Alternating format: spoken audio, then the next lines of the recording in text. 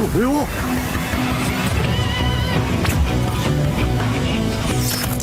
It's always a joy to watch an anime protagonist unleash a key ability for the first time. The impact of the scenes and how these abilities change the name of the game are just unbelievable, and I'd like to share some of my favourites for today's list. But hey, before we begin, I'd like to give a quick shout out to the sponsors of this video, World Flipper. A much welcome addition to the Cygames library, World Flipper brings something new and exciting to the table as it combines the thrilling action of pinball with various RPG elements. Ever wondered how pinball must feel if you add things like skills, heroes and boss raids into the mix? Well, you don't have to look any further than World Flipper. As in tradition, World Flipper features an extensive array of collectible heroes and weapons.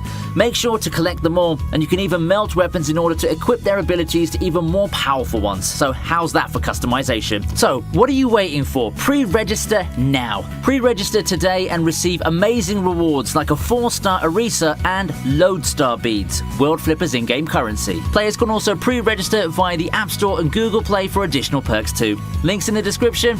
Come and join the fun.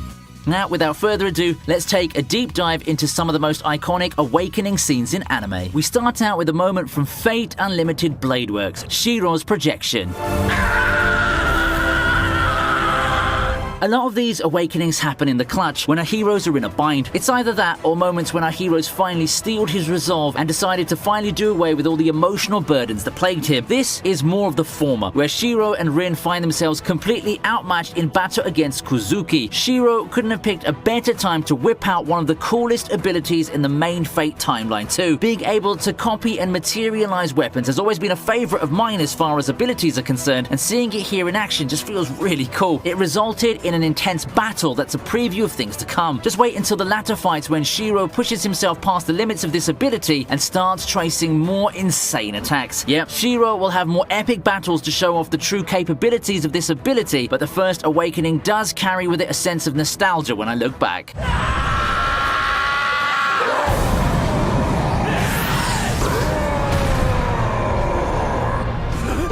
Let's get to a moment similar to the previous one where our heroes are in a bind. Always count on Attack on Titan to have an epic season finale that will be remembered for years to come. So for season 2, that would come in the form of Eren, already an enigma full of surprises, releasing a new power. On a more humorous note though, he also indirectly blocked Migasa's advances before doing it. Yes, the shippers never had a chance. Well, yet. This ability is truly what an awakening in anime should be. A complete game changer that pretty much rewrites the tempo and the rules of the world that we, as the audience, have grown accustomed to. Who knew that Eren, out of all the characters, would have access to such an amazing power? It's also a preview for things to come, and those who have watched the latest episodes of Attack on Titan or finished reading the manga can attest to that.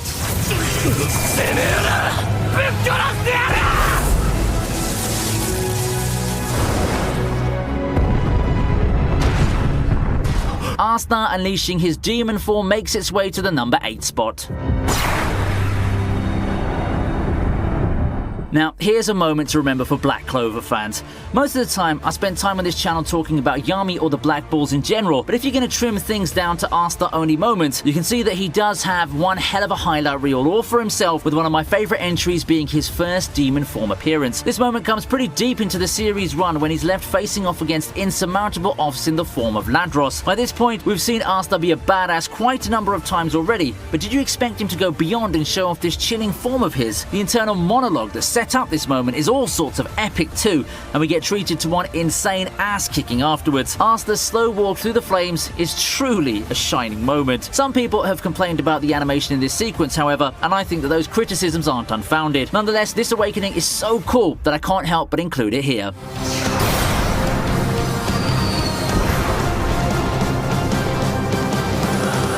At 7 is Gold Experience Requiem. Talk about a power-up coming just at the right time. Giorno's Gold Experience evolving into Gold Experience Requiem is probably my most hype moment in Golden Wind, next to the 7-page Muda, of course. This awakening came in really clutch, just as Diavolo pretty much destroyed Giorno and Gold Experience with his overwhelming power. However, there's just something wrong as far as the dastardly villain's concerned. He just can't finish the job. Just as he moves in to deal the final blow, the arrow goes into Gold Experience, allowing it to move to the next stage of evolution. Diavolo, finding out that he he was screwed was a complete joy to watch. It's these kinds of mid-battle revelations in the most crucial of moments leading to an epic turnaround in a brand new form that give me goosebumps and make me love shonen anime tropes.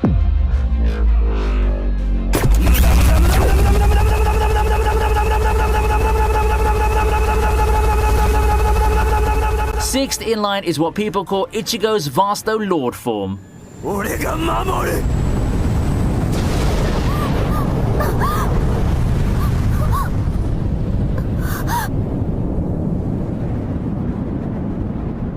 To be fair, Ichigo had two candidates that are viable for this list. It was either his first Bankai or this one. While the Bankai is all sorts of awesome, and I think that his fight with Byakuya is one of the best ones the series has to offer, this one just felt a bit more surreal. Both are game changers during the series, but this true hollow form was the one that evoked emotions that are more than just excitement and thrill. There's something very ominous about this form, and it's not just in the intimidating appearance. For the very first time, we see Ichigo in a state where he's lost control of everything. With his full power unleashed, he makes short work of all Kyora, and then turns on people he considered friends. The level of ruthlessness here is so unlike Ichigo, and it's a result of the hollow in him finally taking full control. It's a truly scary sight to behold that actually pushes boundaries that we never thought could be crossed before.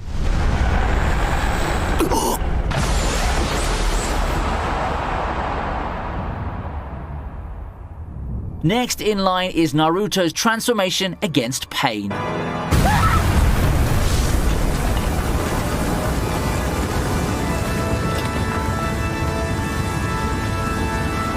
In a lot of ways, the pain fight in Naruto marks a checkpoint, a landmark that we'll always talk about when discussing Naruto as a whole. It's the fight that I feel had the highest stakes so far for the greatest number of characters, and it was also the fight that made everyone recognize Naruto for the hero that he was. However, let's talk about the actual battle where Naruto finally whips out this sick-looking form for the very first time. It all started with Hinata seemingly getting killed for Naruto to start throwing those forms one after another. This is probably the most savage we've ever seen Naruto so far, and people thought that pain would be overwhelmed, but it's not to be. Yet. But it did lead to a touching moment with his father where we get to learn more about the background of the world. Overall, a great scene and a moment that came out of this amazing fight. We march on with our last pre-top 3 entry, Tanjiro's Hinokami Kagura. The moment that broke the internet. I remember it like it was just yesterday, and I think that you'd agree that this really does belong on this list. Demon Slayer has had its share of deserving moments, Zenitsu's badass scene in the same arc included, but none had the amount of cultural impact as this one did. One can easily pass this off as animation and art making the scene, as right after its airing, people wouldn't stop talking about UFO table in the animation. However, if you're gonna ask me, an underrated part of this scene is the music. I think the music and animation come together to present a scene to be as epic as possible, and here you can see exactly that in play. It couldn't have been placed better too. It ends the episode capping off what was the toughest boss fight our heroes had to deal with so far. It left the audiences in a complete high, and the next day, Demon Slayer was the talk of the town. Probably one of the most successful awakening scenes in terms of taking what the manga has and going way further with it.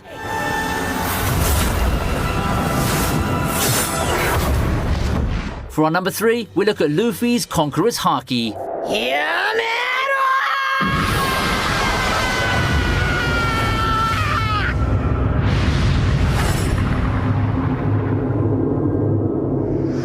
One Piece's Marineford arc is notable for many things. For me, I'll always remember it for the first major display of Luffy's Conquerors Haki. Yep, it's not the first display of Luffy's Haki, technically speaking. Our protagonist first gave hints about the ability in his battle against Motobaro, where it was able to send Dual's pet running. However, this is the first display of the ability's prowess on such a large scale and in a crucial setting. It was able to mow down an entire army, allowing him the opening to try and save Ace.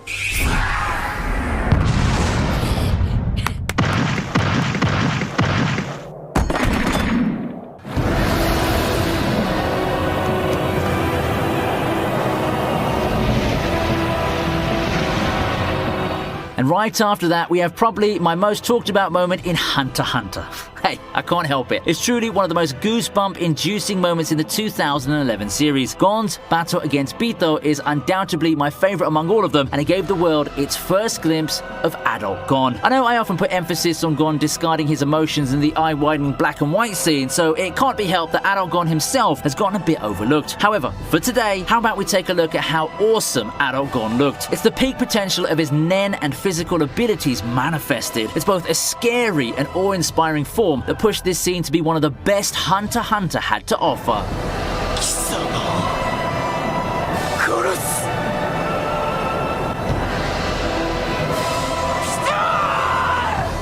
Topping the list is Goku's first Ultra Instinct.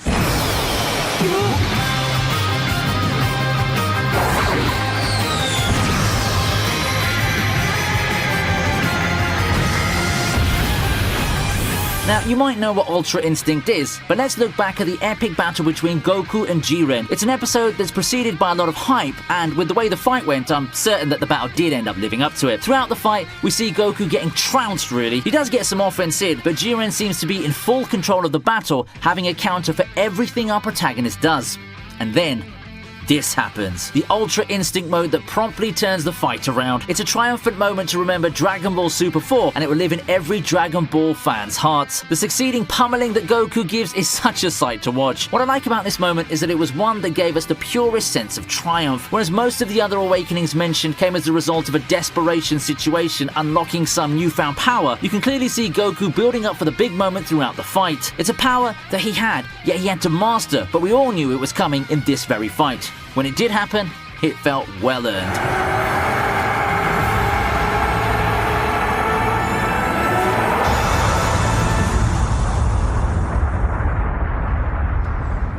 And that wraps up the list, and I hope you enjoyed the video. Those are my top 10 awakenings, and I wonder whether you agree with these picks or not. If you had a great time watching this video, please let me know in the comments section, and do check out the channel's other countdown videos too. We've got loads and loads of them. If you're up for supporting the channel in a more direct manner, my Patreon and channel memberships are open too, so do check those out as well. Don't forget to check out our sponsors game, World Flipper. Check the link in the description and come and join the fun. That's going to be it for today. I wish you a great day, and I'll see you soon in the next video.